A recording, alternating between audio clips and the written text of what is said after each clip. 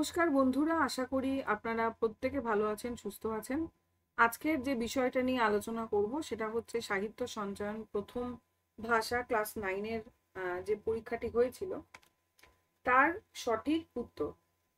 আচ্ছা, তাহলে চলুন আমরা সঠিক উত্তর কোনটার কি হবে দেখে নিই। প্রথম প্রশ্ন, ইলিয়াস গল্পটি কে তর্জমা করেন? ইলিয়াস গল্পটি তর্জমা করেছেন হচ্ছে, সঠিক উত্তর হবে সত্যনারায়ণ চক্রবর্তী। একের ক হবে সঠিক উত্তর।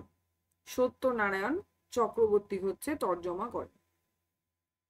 নেক্সট চলে আসছি, ধীবর বৃত্তান্ত গল্পে দ্বিতীয় রক্ষীর নাম কি? এই ধীবর বৃত্তান্ত গল্পে আমরা দুজন রক্ষীর নাম পাই, প্রথম এবং দ্বিতীয়।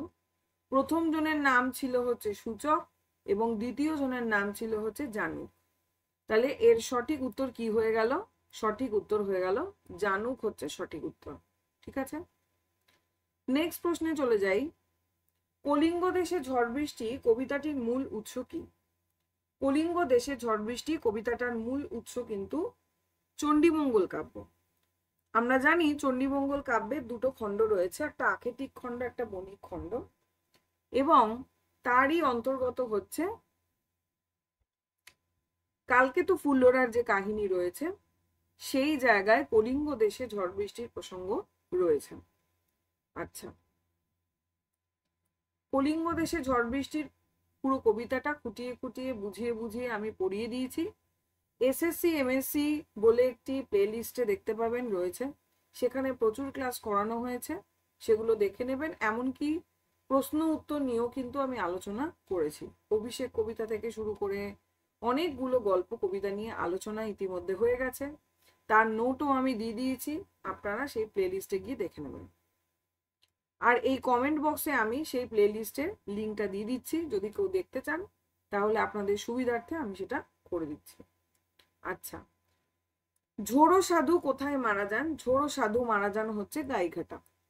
তিনি গাইঘাটা গিয়েছিলেন এবং সেখানেই ঝোড়ো সাধু মারা যান। নেক্সট হচ্ছে, পালামু গল্পে যে গাছ বেশি দেখা যায়? পালামু গল্পে আমরা সবকটা গাছের নামই কিন্তু পেয়েছিলাম, শাল, তাল, তমাল, হিমতাল, যদি কেউ ভালো করে পড়ে থাকেন। কিন্তু এখানে লেখক বলছেন সব থেকে বেশি যে গাছটা দেখতে পাওয়া গেছিল সেটা হচ্ছে শাল গাছ, সেটা হচ্ছে শাল গাছ। ঠিক আছে, নেক্সট প্রশ্নে আসি। খেয়া কবিতাটি কোন কাব্যগ্রন্থ থেকে নেওয়া হয়েছে? খেয়া কবিতাটা হচ্ছে কবিগুরু রবীন্দ্রনাথ ঠাকুরের লেখা এবং তার চৈতালি কাব্যগ্রন্থের অন্তর্গত।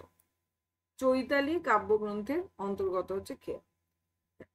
সোনার তরী, পুনশ্চ চিত্রা সবই কিন্তু রবীন্দ্রনাথেরই লেখা কাব্যগ্রন্থ, কিন্তু পার্টিকুলার এই কবিতাটা কিন্তু চৈতালি কাব্যগ্রন্থের অন্তর্গত।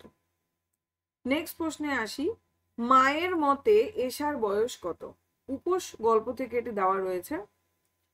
এর সঠিক উত্তর হবে হচ্ছে 7 বছর 5 মাস। বাবা বলেছিল 7 বছর আর তার মা বলেছিল 7 বছর 5 মাস। নেক্সট প্রশ্নে চলে যাই। নিরুদ্দেশ গল্পে খবরের কাগজে কটি নিরুদ্দেশের বিজ্ঞাপন ছিল? একদম শুরুতেই উত্তরটা আছে গল্পটা, সেটা হচ্ছে 7টি নিরুদ্দেশের বিজ্ঞাপন ছিল। ঠিক আছে, 7টি হবে সঠিক উত্তর, 8-এর গ সঠিক উত্তর। পরবর্তী প্রশ্নে চলে যাই। ছুটি গল্পে যত বছর বয়সী ছেলের কথা বলা হয়েছে? ছুটি গল্পে 13-14 বছর বয়সী ছেলের কথা বলা রয়েছে। নেক্সট প্রশ্ন, আকাশের 7টি তারা কবিতাটি রূপসী বাংলা কাব্যগ্রন্থের কত নম্বর কবিতা? রূপসী বাংলা কাব্যগ্রন্থের 6 নম্বর কবিতা হচ্ছে আকাশের 7টি তারা। নেক্সট, আমি ড্যাশ ভুলে গিয়েছি বর্ষা নামক প্রেমেন্দ্র মিত্রের যে বর্ষা নামক গল্প বলি বা ছোট্ট করে প্রবন্ধ বলি সেখান থেকে দেওয়া। এর সঠিক উত্তর হবে হচ্ছে আমি ইংরেজি ভুলে গিয়েছি। আমি ইংরেজি ভুলে গিয়েছি। নেক্সট প্রশ্ন, আমরা কবিতাটির কাব্যগ্রন্থের নাম কি? আমরা কবিতাটির কাব্যগ্রন্থের নাম কি? দেখুন, এর সঠিক উত্তর না জানলেও কিন্তু অপশন দেখে পারা যাবে, কারণ কুহু ও কেকা, আমরা কবিতাটি কার লেখা সেটা জানতে হবে, সত্যেন্দ্রনাথ দত্ত। কুহু ও কেকা হচ্ছে সত্যেন্দ্রনাথ দত্তের লেখা। খসড়া, খসড়া কিন্তু অমিয় চক্রবর্তীর একটি কাব্যগ্রন্থের নাম।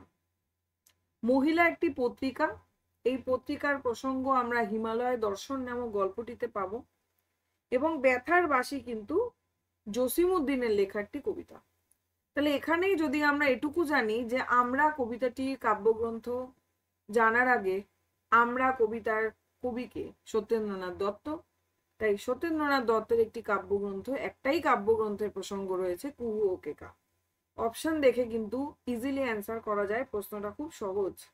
যদি এখানে চারটেই সত্যেন্দ্রনাথের থাকতো তাহলে হয়তো গুলিয়ে গেলেও যেতে পারত, এরকম ভাবেও দিতে পারে।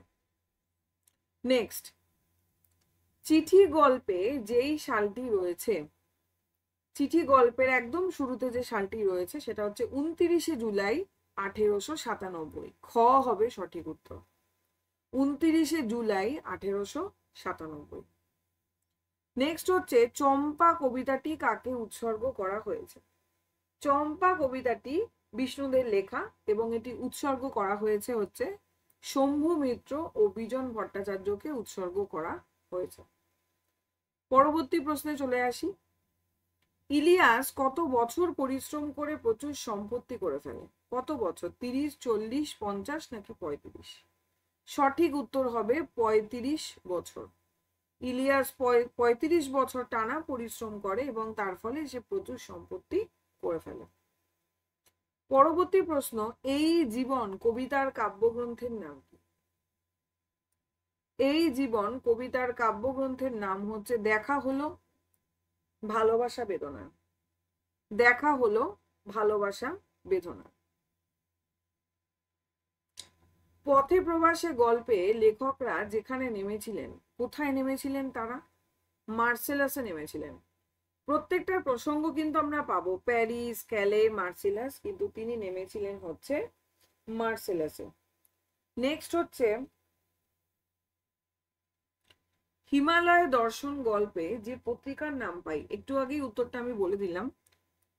হিমালয় দর্শন গল্পে মহিলা পত্রিকার নাম পাবো, ঠিক আছে?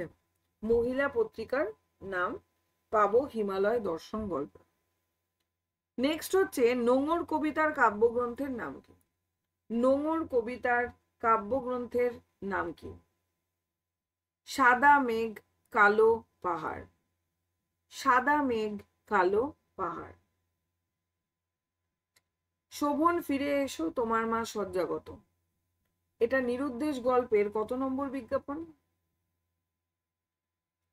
এটা যদি আমরা ভালো করে পড়ি তাহলে আমরা প্রথমে দেখব কোনো উক্তি দেওয়া নেই, কিন্তু লেখা রয়েছে প্রথম বিজ্ঞাপনে মায়ের আদেশ রয়েছে ফিরে আসার জন্য।